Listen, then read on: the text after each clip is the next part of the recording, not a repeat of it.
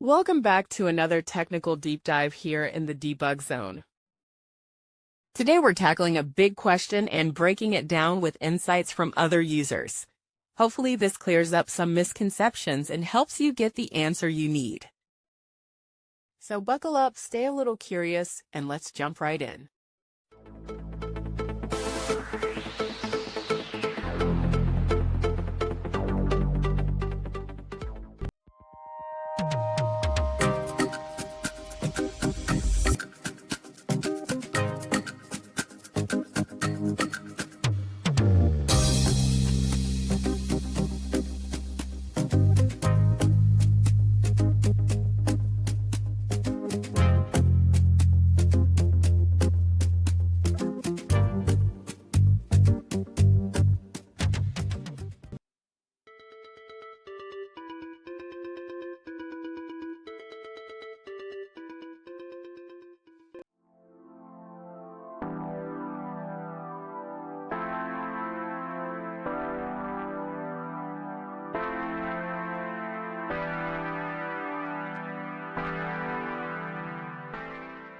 And that's a wrap.